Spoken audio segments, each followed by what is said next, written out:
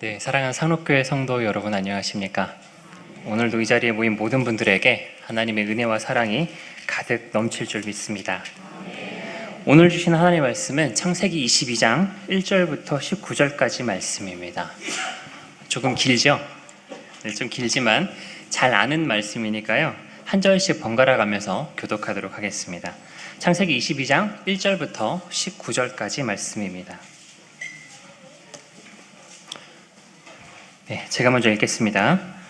그 일 후에 하나님이 아브라함을 시험하시려고 그를 부르시되 아브라함아 하시니 그가 이르되 내가 여기 있나이다.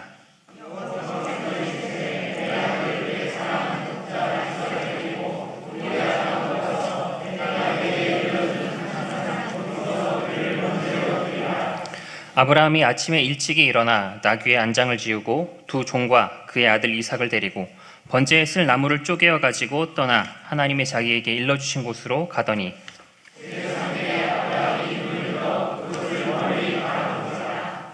이에 아브라함이 종들에게 이르되 너희는 나귀와 함께 여기서 기다리라.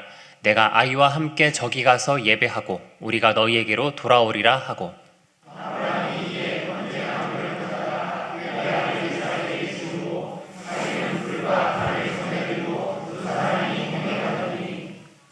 이삭이 그 아버지 아브라함에게 말하여 이르되 내 아버지여 하니 그가 이르되 내 아들아 내가 여기 있노라. 이삭이 이르되 불과 나무는 있거니와 번제할 어린 양은 어디 있나이까.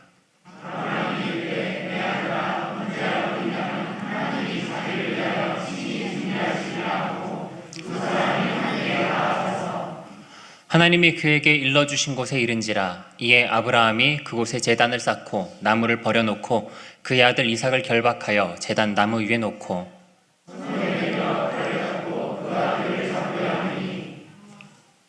여호와의 사자가 하늘에서부터 그를 불러 이르시되 아브라함아 아브라함아 하시는지라. 아브라함이 이르되 내가 여기 있나이다 하매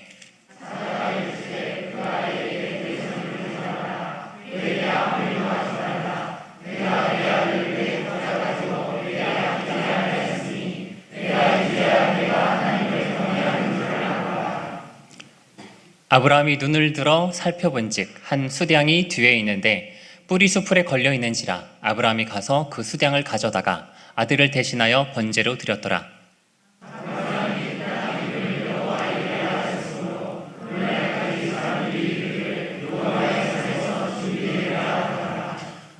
여호와의 사자가 19절까지입니다. 죄송합니다. 여호와의 사자가 하늘에서부터 두 번째 아브라함을 불러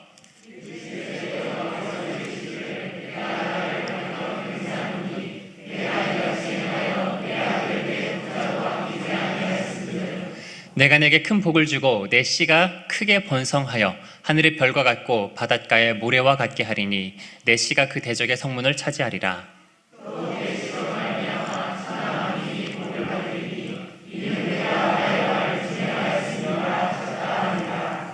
이에 아브라함이 그의 종들에게로 돌아가서 함께 떠나 브엘사바에 이르러 거기 거주하였더라. 아멘. 네, 본문 말씀이 좀 길었죠? 네. 오늘 말씀은 아주 유명하고 익숙한 말씀일 것입니다. 아브라함이 하나님으로부터 시험을 받은 사건입니다. 아주 익숙한 말씀인 반면에 또 아주 이상한 이야기이기도 합니다. 왜냐하면 일단 오늘 설교 제목을 뭐라고 지었냐면 하나님의 시험이라고 지었습니다. 여러분, 시험이라는 것은 어떤 것이죠? 시험을 하는 목적이 뭐죠? 그 사람이 가지고 있는 어떤 지적 수준이라든지 아니면 그 사람의 어떠함에 대해서 알지 못하기 때문에 측정하기 위해서 시험을 합니다. 그렇죠? 그래서 학생들의 학업 성취도를 잘 모르잖아요. 그러니까 그걸 시험하기 위해서 뭘 합니까? 그래서 시험을 보는 것입니다. 만약에 시험을 보지 않더라도 학생들 수준을 정확히 파악할 수 있는 방법이 있다면 시험을 볼 필요가 있을까요? 시험을 볼 필요가 없을 거예요. 그런데 오늘 말씀에서 하나님께서 아브라함의 믿음을 시험하십니다. 무슨 얘기냐면 하나님께서 아브라함의 믿음을 모르신다는 얘기와 같은 거예요. 하나님께서 전지하신 하나님께서 아브라함의 믿음을 과연 모르셨을까요? 그리고 매우 이상한 말씀을 하십니다. 12절 말씀 뒷부분에 보면 내가 이제야 내가 하나님을 경외하는 줄을 아노라 이렇게 말씀하세요. 아니, 하나님이 모르셨을 리가 없습니다. 그런데 뭐라고 말씀하시냐면 이제야 알았노라 라고 말씀하십니다. 매우 이상한 이야기죠. 거기에다가 또 이상한 이야기가 있습니다. 무슨 이야기를 하냐면 하나님께서 이 시험을 하실 때 3일 거리에 있는 모리아 산으로 가도록 명령하십니다. 그냥 믿음을 시험하는 것 자체가 목적이라면 장소가 크게 중요하지가 않을 거예요. 그죠? 그냥 그곳에서 믿음에 따른 행동이 어떠한지를 시험해 보셔도 되는데 굳이 3일 동안 이동해서 특정한 장소를 지정하시고 그곳에서 아들을 바치라고 말씀하십니다. 그리고 그 장소가 강조되어서 뭐라고 하냐면 여호와 이레라라고 부르고 그 장소에 대한 중요성이 부각되고 있습니다. 그리고 그 제사의 내용도 굉장히 이상해요. 어떻게 하라 그러냐면 자기 아들을 뭐 하라고 해요? 죽이는데 어떻게 드려야 되냐면 태워 죽여야 됩니다. 인신제사죠. 사람을 죽이는 것. 이런 제사의 형식은 당시 고대 근동 지역에 이방 종교에서 만연하던 풍습입니다. 그런데 이런 풍습을 하나님께서는 인정하셨을까요? 인정하지 않으셨습니다. 분명히 그런 제사는 드리지 말라라고 하나님께서 말씀하십니다. 그런데 여기에서는 어떻게 하세요? 아브라함한테 인신제사를 드리라고 말씀하시는 겁니다. 네. 네, 그래서 만약에 이런 이야기가 소설로 써 있다면 어떨까요? 앞뒤도 안 맞고 개연성이 없어요. 그래서 이런 소설을 누가 썼다고 하면 이거 아주 엉터리 같은 이야기다라는 이야기를 할지도 모릅니다. 그런데 여러분, 오늘 우리가 읽고 있는 이 말씀은 하나님의 말씀입니다. 개연성이 없고 엉터리 같은 말씀을 기록하지 않았습니다. 그럼 개연성이 없어 보이는 이 이야기를 통해서 하나님께서 우리에게 전하시고자 하는 완전한 이야기가 있는 것입니다. 그래서 오늘 그 이야기를 통하여서 아브라함을 통해 역사하신 하나님의 사랑과 은혜를 우리도 같이 경험하길 원합니다. 일단 결론부터 말씀드리면 하나님께서는 아브라함을 시험하실 필요가 없으신 분입니다. 근데 아브라함을 시험하신 것은 사실 아브라함의 믿음을 알기 위함이 아니었어요. 여러분, 오늘 이 말씀을 누가 가장 먼저 들었을까요? 창세기를 누가 기록했죠? 네, 모세가 기록했습니다. 그리고 언제 기록했을까요? 이스라엘 백성들을 출애굽할 때 이 창세기라는 책을 기록을 했습니다. 그럼 여러분, 지금 어떤 상황이냐면 이스라엘 백성들은 400년 동안 애굽 땅에서 종살이를 하던 상황이었어요. 강대국 애굽이라는 나라에 의존한 채 자립해서 살아본 경험이 없는 민족들입니다. 그런 민족들이 하루아침에 어떻게 됐어요? 놀라운 일들을 목도하고 애굽 땅으로 나오게 되었습니다. 이제 그들이 살 가나안 땅을 향해서 모세가 인도해 가고 있는 상황입니다. 그럼 이제 이스라엘 백성들은 지금까지 살아온 삶과 완전히 달라진 정반대의 삶을 살아야 되는 상황이에요. 그리고 이 사람들이 그동안 종살이 하다가 심지어 마지막에는 무엇도 경험하냐면 애국 군대가 자신들을 죽이려고 쫓아오는 것도 경험을 했잖아요. 이런 그들에게 과연 우리를 이끌어낸 하나님이 어떤 하나님이냐, 그 하나님이 도대체 우리를 왜 가나안 땅으로 인도해 가시는가에 대한 질문이 있었을 것입니다. 그런 사람들에게 이제 모세가 뭘 가르쳐 주는 거냐면 하나님이 우리를 인도해낸 하나님이 어떤 분이신가, 그리고 우리를 왜 가나안 땅으로 이끌어가고 계시는가를 창세기 말씀을 통해서 가르쳐 주고 있는 것입니다. 그래서 창세기 1장 1절에 어떤 내용이 기록되어 있죠? 천지 창조 기사가 나와 있죠. 이스라엘 백성들에게 너희를 인도하여 낸 하나님은 천지 만물을 창조하신 전능하신 하나님이야 가르쳐 주는 것입니다. 그리고 너희를 인도해낸 그 하나님께서 뒤에 보면은 노아 홍수에 대한 기록이 있죠. 이스라엘 백성들은 하나님께서 손짓 한번 하시니까 애굽의 군대가 다 물에 쓸려가는 걸 경험했어요. 그런데 그 하나님께서는 어떤 하나님이시냐면 맘만 먹으면 온 지면에 있는 동식물들을 다 쓸어버리실 수 있는 위대한 하나님이시고 심판의 권한이 있으신 하나님이십니다. 그리고 그 하나님께서, 그 위대하신 하나님께서 보잘것없는 우리 민족을 도대체 왜 인도하시는가, 그것에 대한 기사로 그들의 조상들과 함께 하셨던 하나님을 소개하고 있는 것입니다. 그래서 가장 먼저 기록하고 있는 조상 이야기가 아브라함에 대한 이야기예요. 그래서 하나님께서 아브라함의 하나님, 이삭의 하나님, 야곱의 하나님이시고 그들과 함께 하셨던 하나님이 지금 너희를 인도하고 계시는 거야. 왜 인도하십니까? 아브라함과 한 약속을 기억하셔서 지키고 계시는 거라는 것입니다. 그래서 그들은 왜 하나님께서 우리를 인도해 가시는가? 그 하나님이 누구신지에 대해서 이 이야기를 통해서 배웠을 것입니다. 그리고 오늘의 이야기는 아브라함의 믿음의 이야기를 통하여서 가나안 땅을 향해 가는 이스라엘 백성들이 가져야 할 믿음의 모범을 배우고 있는 거예요. 그러니까 이스라엘 백성들이 가나안을 향해 갈 때 누구와 같은 믿음을 가져야 된다는 겁니까? 너희 조상 아브라함과 같은 믿음을 가져야 한다. 그리고 그 믿음이 무엇이는지를 하나님은 아시지만 누구는 몰라요. 이스라엘 백성들은 모릅니다. 그러니까 어떻게 해야 돼요? 알려줘야 해요. 그러니까 굳이 시험할 필요가 없더라도 시험하시고 그 내용을 모세로 하여금 기록하게 하신 것입니다.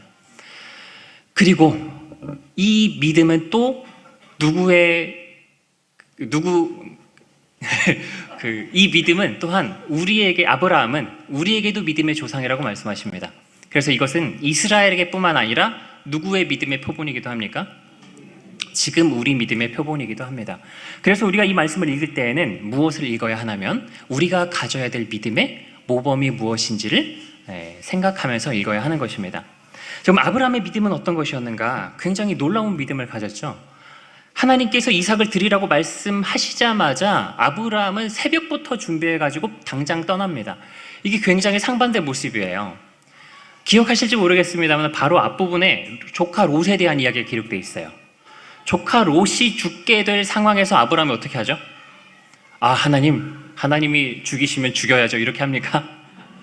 하나님 50명만, 하나님 40명만 하다가 몇 명까지 줄어들어요? 10명까지. 하물며 100세가 되어서 겨우겨우 얻은 그 아들이 롯보다 덜 귀했을까요? 그런데 이삭을 달라고 할 때는 아브라함이 하나님께 매달립니까? 안 매달립니까? 전혀 매달리지 않습니다. 그리고 오히려 조금 이상한 이야기를 해요. 5절 말씀을 한번 보시면 제가 읽겠습니다. 이에 아브라함이 종들에게 이르되 너희는 나귀와 함께 여기서 기다리라. 내가 아이와 함께 저기 가서 예배하고 우리가 너희에게로 돌아오리라 하고, 지금 3일쯤 가서 모리아산이 눈앞에 보입니다. 그러니까 함께 왔던 종들에게 아브라함이 뭐라고 말하냐면 너희는 여기서 기다려. 우리가 가서 예배하고 돌아올 거야 라고 얘기합니다. 우리가 너희에게로 돌아오리라. 지금 아브라함은 이삭이랑 함께 가는데 이삭을 뭐 하러 가는 길이죠? 죽이러 가는 길입니다. 그럼 돌아올 땐 우리예요? 혼자예요? 혼자인데 뭐라고 말하냐면 우리가 돌아올 거야 라고 말합니다. 왜 우리가 돌아온다고 얘기했을까요? 아브라함이 이게 안심시키려고 그랬을까요? 그렇지 않습니다. 하나님께서 아브라함에게 약속하신 게 있어요. 그게 뭐냐면 내 자손이 하늘에 있는 별과 같이 많아질 건데 이삭으로 난 자라야 내 자손이라 칭할 거라는 말씀을 받았어요.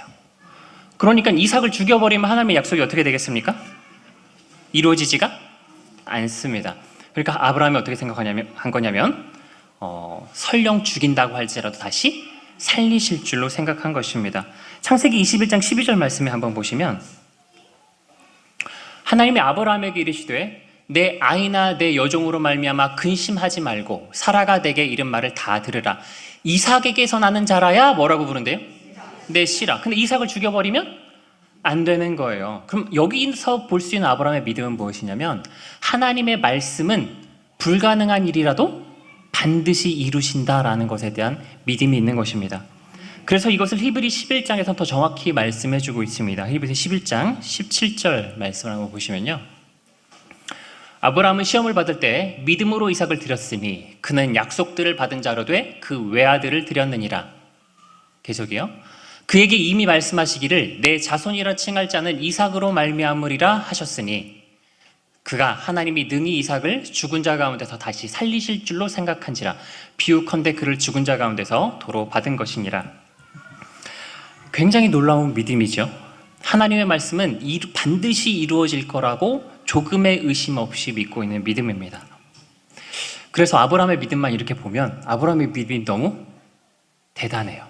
그래가지고 나랑은 조금 달라 보입니다. 그런데 안심하셔도 좋습니다. 성경에서 아브라함이 하나님의 이 테스트를 거치고 나서야 의롭다함을 받았다라고 기록하지 않았습니다. 오히려 훨씬 더 이전부터 아브라함의 모습을 기록해 놓고 있는데 창세기 15장에서 아브라함이 하나님을 믿으니 이를 그로 여기셨다라고 기록해 두었어요. 그리고 그 뒤에 나타난 아브라함의 모습을 보면 사실 아브라함의 믿음은 완전한 믿음이 아니었던 것을 쉽게 찾아볼 수가 있습니다. 창세기 15장에서 아들을 주겠다고 하니까 아브라함이 어떻게 했냐면 믿었습니다. 믿고 이것을 하나님께서 의로 여기셨다라고 했는데 바로 뒤에 16장에 가서 무슨 말씀이 기록되어 있냐면 16장 2절을 한번 보겠습니다. 사레가 아브라함에게 이르되 여호와께서 내 출산을 허락하지 아니하셨으니 원하건대 내 여종에게 들어가라. 내가 혹 그로 말미암아 자녀를 얻을까 하노라 하매 아브라함이 사레의 말을 들으니라. 지금 사레가 시간이 지나도 자식이 생기지 않으니까 아브라함한테 말을 합니다. 내 여종한테 들어가. 여호와께서 우리에게 자녀를 허락하지 않으시니까 여종한테 들어가 이렇게 얘기하죠. 아브라함이 정말 굳건한 믿음을 가지고 있었다면 이때 뭐라고 대답했어야 될까요?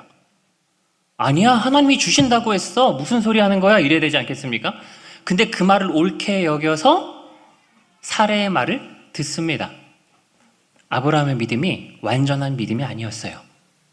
그리고 그 뒤에 가서 보면 아브라함의 믿음은 더욱더 흔들리는 믿음입니다. 창세기 17장 17절을 한번 보시면 하나님께서 자식을 주겠다고 다시 한번 말씀하시니까 이때 아브라함이 이제 나이가 더 많이 들었거든요.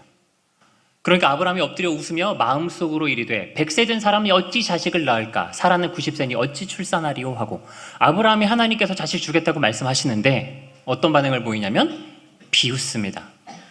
아브라함만 비웃는 게 아닙니다. 바로 뒤에서 18장 12절에서 보시면 사라가 속으로 웃고 이르되 내가 노쇠하였고 내 주인도 늙었으니 내게 무슨 즐거움이 있으리요. 사라 역시 아들을 주겠다는 하나님의 말씀을 비웃습니다. 그리고 나서 19장에서는 어떤 말씀이 나오냐면 먹을 게 없어지니까 그랄 왕 아비멜렉에게 가는 장면이 나와요. 그러니까 아비멜렉이 사라를 어떻게 하냐면 아내로 삼으려고 데려갑니다. 아니, 하나님께서 누굴 통해서 자식을 주겠다고 했냐면 내 아내 사라가 아들을 낳아주리라 그랬어요. 근데 아내를 빼앗기면 돼요, 안 돼요? 안 됩니다. 사라는 하나님의 약속을 이루어져야 할 너무너무 귀중한 아내예요. 그렇게 함부로 대하면 안 돼요. 그리고 세상에 저도 이제 결혼을 했는데 하물며 얼마나 보잘것없으면 자기 와이프를 뺏기는데 가만히 있어요. 그러니까 어떡하냐면 하나님께서 꿈속에 나타나셔가지고 알아서 아내를 찾아주십니다. 하나님은 아내를 왜 찾아주셨을까요?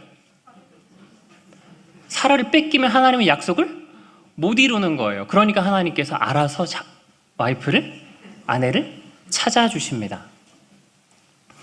이럼에도 불구하고 창세기 21장 6절에 보시면 하나님께서 약속대로 이삭을 주십니다. 그러니까 사라가 말하기를 뭐라고 하냐면 사라가 이르되 하나님이 나를 웃게 하시니 듣는 자가 다 나와 함께 웃으리로다 라고 말합니다.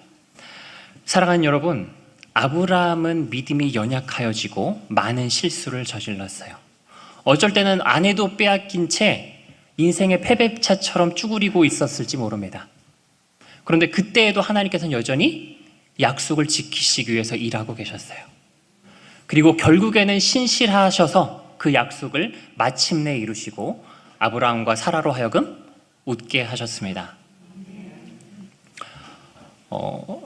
하나님께서 아브라함의 복을 받는 해를 보내는 우리에게도 우리의 연약함과 우리의 실수와 상관없이 신실하심을 보여주셔서 우리로 웃게 하실 줄 믿습니다. 올 한 해 동안 우리가 믿음 없고 연약하고 부족한 모습을 보일지라도 하나님께서 반드시 우리를 웃게 하실 줄 믿습니다. 그리고 이런 일을 겪고 나서야 이제 10여 년의 시간이 흘렀습니다. 그리고 이삭이 소년이 되었어요. 그때 하나님께서 말씀하십니다. 이삭을 바쳐라. 그러니까 아브라함은 어떡합니까? 지체 없이 이삭을 바치러 가는 거예요. 하나님의 약속은 반드시 이루어지리라는 믿음을 그제서야 아브라함이 확실하게 가진 것입니다. 아브라함이 이런 믿음을 그러면 처음부터 가질 수 있었던 게 아니에요. 그럼 아브라함은 어땠을까요? 아브라함 입장에서. 여러분, 이삭이라는 이름의 뜻이 무엇이냐면 그가 웃었다라는 뜻입니다. 그가 웃었다. 그럼 여러분, 그 이삭이 소년이 될 때까지 10년 이상의 시간이 흘렀잖아요. 그럼 당시에 학교를 갔을까요, 이삭이? 그때는 학교가 없었죠. 그럼 홈스쿨링을 했겠죠. 집에서 가르쳤을 것입니다. 그럼 집에서 부모가 자식의 이름을 몇 번이나 불렀을까요? 하루 종일. 많이 불렀겠죠. 부를 때마다 뭐라고 불러요? 이삭아. 이삭 뜻이 뭐라고요? 그가 웃었다. 그럼 그 아들을 보고 그가 웃었다라는 이름으로 부를 때마다 무엇이 생각났을까요? 그 이삭 준다고 했는데 아브라함이 뭐 했어요? 비웃었어요. 사라도 뭐 했어요? 비웃었어요. 그런데 하나님은 신실하게 약속을 지키셔서 우리로 하여금 웃게 하셨습니다. 그 자식 볼 때마다 어떻게 했어요? 놀라운 거예요. 와, 하나님은 불가능한 일도 약속하셨으면 반드시 이루시는구나. 그걸 10년 이상을 계속 뭐 했어요? 묵상했습니다. 그제서야 아브라함이 어떻게 됐냐면 하나님의 약속이 반드시 이루어질 것이라는 완전한 믿음을 가질 수 있었습니다. 그래서 아브라함의 위대한 믿음은 아브라함에게서 난 것이 아니었습니다. 아브라함의 믿음이 위대했지만 그 위대한 믿음을 선물하신 분이 누구십니까? 하나님이십니다. 여러분, 때때로 그럴 때가 있어요. 내가 지금 믿은 지가 얼마나 지났는데 여전히 내 믿음은 이거밖에 안 되는구나. 저도 그렇습니다. 내가 목사인데 내가 지금 이 모양 이 꼴이구나. 그럴 때마다 아브라함을 보면 용기가 생깁니다. 아브라함은 언제까지 이랬냐면 100세 때 자식을 줄 때까지. 저는 아직 100세 되려면 멀었거든요. 아브라함도 100세까지 이 모양 이 꼴이었는데 하나님께서 남은 내 인생 동안 어떻게 하시겠구나. 신실한 하나님을 경험하게 하시면서 나도 또한 하나님께서 자라나게 하시겠구나라는 소망을 가지고 살아갈 수가 있습니다. 사랑하는 여러분, 올 한 해 하나님께서 신실한 하나님을 경험하게 하심으로 더 성장하게 하시는 한 해가 되시길 바랍니다. 그래서 이 아브라함의 시험은 아브라함의 시험을 측정하는 데 목적이 있지 않았습니다. 그걸 통해서 우리에게 무엇을 가르쳐주고 있냐면 하나님을 믿는 믿음이 어떠해야 하는가를 우리에게 가르쳐주고 있었습니다. 자, 그럼에도 불구하고 이 시험의 이야기가 완전해지지는 않습니다. 왜냐하면 하나님께서 뭘 하라고 하냐면 인신제사를 드리라고 하시죠. 그리고 또 어디서 제사를 드리라고 하냐면 굳이 3일 거리를 가서 3일 거리면 한 80km가 됐을 거거든요. 한 80km 떨어진 모리아산까지 가가지고 그 제사를 드리라고 말씀하시는 겁니다. 믿음만 보여주려면 그렇게 하실 필요가 없었을 것입니다. 그런데 이 이야기는 신약 성경의 예수님을 통하여서 완벽하게 완성되게 됩니다.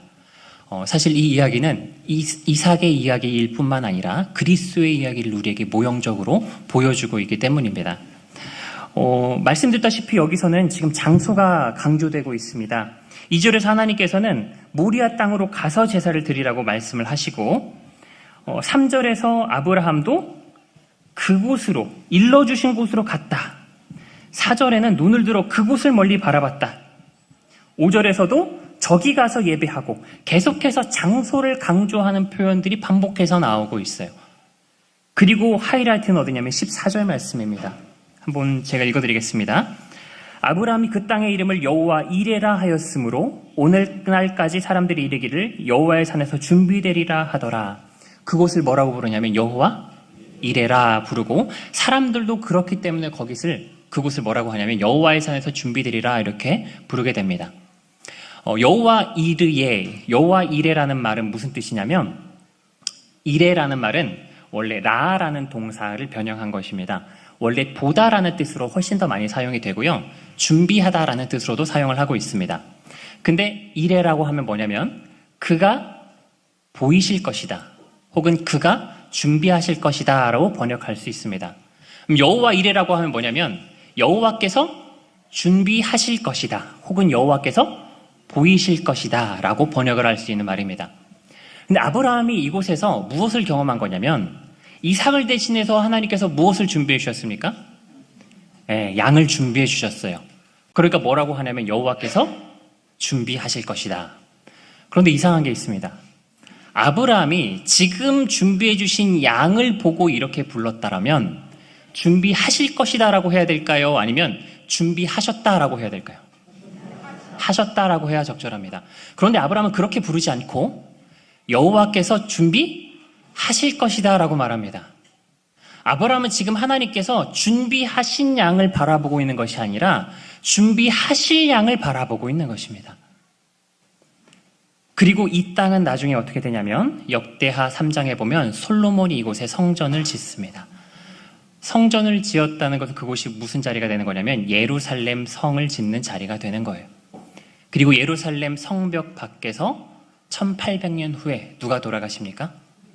예수님께서 돌아가십니다. 여호와께서 준비하실 것이다 라고 불린 이 산에서 하나님께서 우리의 대속주 어린 양 되신 예수 그리스도를 준비해 주신 것입니다.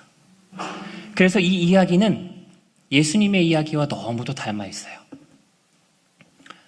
오늘 말씀에서 보면 여호와께서 준비하실 것이다 라고 불린 이 산을 아브라함이 데리고 갑니다. 그런데 아끼지 않고 독생자를 내어주었다라고 하죠. 마찬가지로 하나님께서 아낌없이 우리에게 독생자 예수 그리스도를 내어주셨습니다.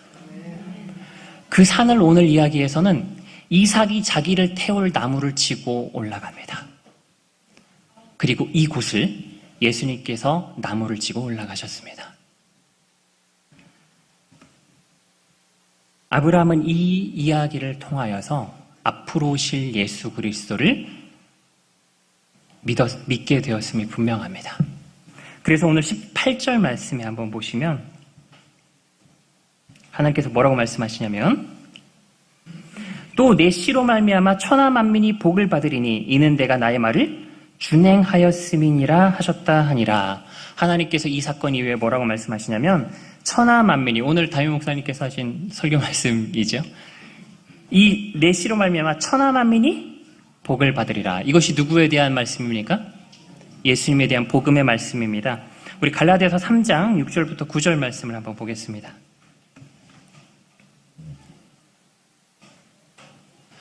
아브라함이 하나님을 믿음에 그것을 그에게 의로 정하셨다 함과 같으니라. 계속이요. 그런즉 믿음으로 말미암은 자들은 아브라함의 자손인 줄 알지어다. 또 하나님이 이방을 믿음으로 말미암아 의로 정하실 것을 성경이 미리 알고 먼저 아브라함에게 복음을 전하되 모든 이방인이 너로 말미암아 복을 받으리라 하였느니라. 이것을 가리켜서 신약 성경이 뭐라고 말하냐면 하나님께서 미리 아브라함에게 뭘 전하셨대요? 복음을 전하셨대요. 그래서 아브라함이 가졌던 믿음은 오실 예수님이 반드시 오실 것임을 믿는 믿음이었습니다. 우리 요한복음 8장 56절도 한번 보겠습니다. 너희 조상 아브라함은 날 때 볼 것을 즐거워하다가 보고 기뻐하였느니라. 여러분, 아브라함이 예수님을 봤나요? 못 봤죠? 못 봤습니다. 그런데 어떻게 봤을까요? 믿음으로. 그래서 믿음은 바라는 것들의 실상이요 보지 못하는 것들의 증거니. 선진들이 이로써 증거를 얻었다 합니다. 그리고 아브라함이 예수님께서 못 박히실 이 장소를 뭐라고 불렀다고요? 여호와 이레. 여호와 이레는 그가 여호와께서 준비하실 것이다 혹은 여호와께서 보이실 것이다. 여호와께서 보이실 것을 아브라함은 믿음으로 이미 보았던 것입니다. 사랑하는 여러분, 그래서 오늘 말씀은 하나님께서 아브라함의 시험을 측정하기 위한 말씀이 아닙니다. 우리에게 무엇을 미리 전해주신 말씀입니까? 복음을 계시해 주신 말씀이자 그리고 그 복음을 믿는 우리의 믿음이 어떠해야 하는가, 그 모범을 우리에게 보여주신, 가르쳐주신 말씀입니다. 그래서 오늘 모범의대로 아브라함의 믿음과 동일한 믿음을 갖는 우리에게 하나님께서 아브라함에게 주신 복과 동일한 복을 우리에게 주실 줄 믿습니다. 아브라함에게 하나님께서 약속하셨듯이 우리에게도 약속하셨습니까? 네. 어떤 약속을 주셨습니까? 네, 내 말을 듣고 나 보내신 이를 믿는 자는 영생을 얻었고 심판에 이르지 아니하나니 사망에서 생명으로 옮겼느니라. 여러분, 우리가 이 말씀을 믿는 작은 믿음을 가지고도 하나님께서는 신실하게 그 약속을 지키실 줄 믿습니다. 그리고 우리로 하여금 이제 그 믿음 안에서 성장하도록 우리의 삶을 통해 역사하실 것입니다. 올 한 해가 이러한 아브라함과 같은 믿음을 통하여서 아브라함에게 주셨던 하나님의 복을 우리도 다 같이 받아 누리는 한 해가 되시기를 바랍니다. 네, 말씀 마치고 기도하겠습니다.